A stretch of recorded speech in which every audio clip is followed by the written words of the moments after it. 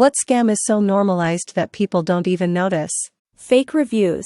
They are everywhere now. I don't even trust Reddit or YouTube comments sometimes because I wouldn't be surprised if there's company plants commenting about how great their product is. Upvote farm bots are all over Reddit. Trending isn't real, let that sink in. Service fees are just an artificial way to pretend prices are lower than they really are. That's only $15. Just say it's $25. Getting students/interns to work for free while treating them poorly. Even better is when you have to intern for your major for free, and then you have to pay for the college credits on top of that. So many scams in dentistry. I've been in the industry for 12 years and it's amazing how common it is. So easy to tell someone they need a bunch of treatment they don't really need. Years back my dentist told me I might have a cavity in between the cusps of one of my molars, but he couldn't tell for sure. He asked me to come back in a few days, and he would drill into it to check. If it was a cavity, he'd fill it. If it wasn't, well, he'd fill the tooth anyway because he'd just drilled a hole into it. Decided to go to another practice. New dentist carefully examined it, gave me a dental x-ray just to confirm, and said yeah that's a stain. One of my buddies from high school is my dentist. I get the weight and see if it changes for everything. He never wants to drill anything, go figure. Free trials that auto-enroll you at the end. Any free trial that needs my credit card I skip. Free is free, if I like it I'll buy it. Stuff like that purely makes its money from people forgetting. Unpaid overtime. Any work you can't complete in your paid hours should be done by an extra employee the company pays for. By doing unpaid overtime, you are paying for the cost of your time and donating that to your employer. If a company can't afford to pay its employees for all their time working and still remain profitable, they are not a viable business and need to restructure their processes and/or pricing. If they can afford to pay it but choose not to, they are stealing from you. I learned this the hard way several years ago. I left a great job I really enjoyed for what sounded like a dream job at a supported living agency that paid almost double and was salaried and exempted. It was absolutely beat miserable. I worked between 60 and 80 hours a week on average, managing 30+ staff and 4 highly volatile clients that required 24/7, 2-on-1 care. I was on 24/7 crisis call with no relief, in charge of scheduling, interviewing, hiring/firing, data collection and reporting, medications, groceries/housing supplies, staff training, documentation and filing, creating policies and procedures, creating social stories and other behavior tools for the clients, overseeing behavior plan implementation, and so much more. Put simply, I was their workhorse. They wouldn't even allow me a day off after a serious concussion because who else could do my job? I spent countless nights crying from the stress. It felt like upper management piled more and more tasks on me, because they saw it as a way to save on costs. They gave me all the responsibility, but none of the power. I didn't even have the power to refuse more responsibilities or take sick leave. It wasn't sustainable, and after 2 years I quit. A few months later, several of the employees I had managed called me to inform me that my job was split into 5 full-time positions after I left. They had me doing the work of 5 full-time positions, and had me salaried at $55K.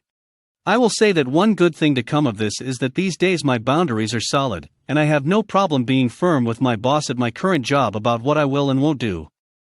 I learned from my mistakes and will never work for free. My time is valuable and is tied to my health and well-being. No job is worth the stress I put myself through previously, and I refuse to let any company take advantage of me, my labor, and my time ever again.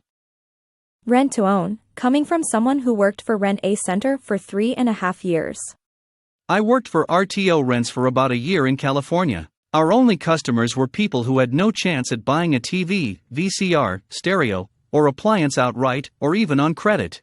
We provide a service for underprivileged clients. No, you prey on unfortunate victims who have no other recourse, but come to you and pay 300% of the actual value. Couldn't stomach it and got out. Yeah, never get a payday loan or rent it to own it. Extra fees on travel or actually any e-commerce purchase. Convenience fees or whatever you name them. Ticketmaster is an evil monopoly that sucks the life out of my concert-going experience. I will never get over it. We had actually purchased ticket insurance for seats we got to a DMB concert in September. Well, I ended up needing surgery so we couldn't go. Ticketmaster said, oh, just submit the proof of medical necessity from your doctor. I was thinking wouldn't a doctor's note be enough? No, they asked for a detailed reason for surgery, which was very odd to me. But okay, fine, if it means we can get the $200 back. Wrong, Ticketmaster is a fucked up company and they never reimbursed us. We called many times and they essentially said there's nothing they can do BC of the time passed, so insane. I will never use them ever again, and now I know that ticket insurance is a fucked up scam. Fortunately, my partner knows way more about financial stuff than me and originally purchased them with a credit card, so he's doing a chargeback.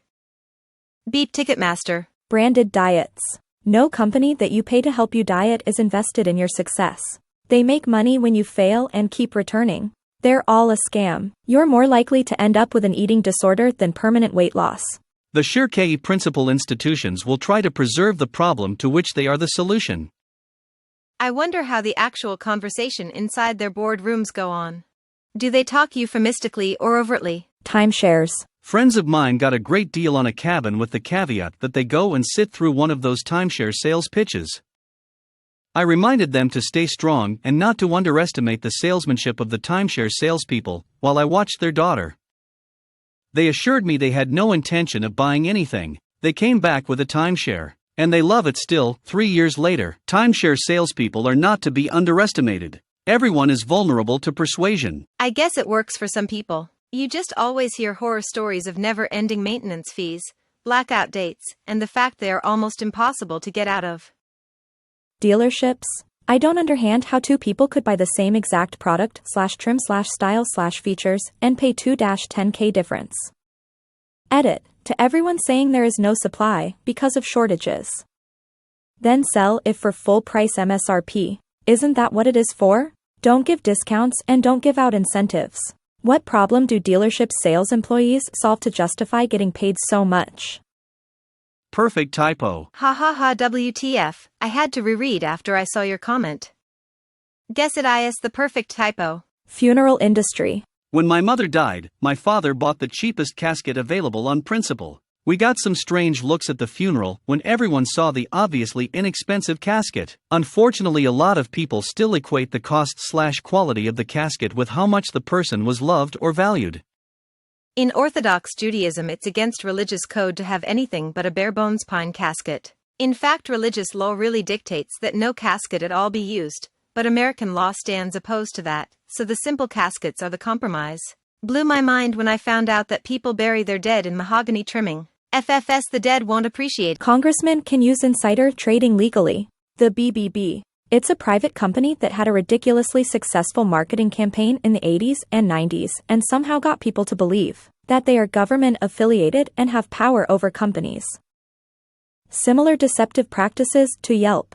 Wait, they're not government affiliated? They aren't government affiliated, but they are a nonprofit. They seem to have fallen victim to what many nonprofits fall victim to, and that is needing to raise funds to keep afloat and eventually start only caring about money. This made BBB focus more on feeding off the fees paid by companies for accreditation rather than actually keep their original mission. In my opinion, the idea of a nonprofit keeping the public informed about the shoddy business practices of corporations is a great idea.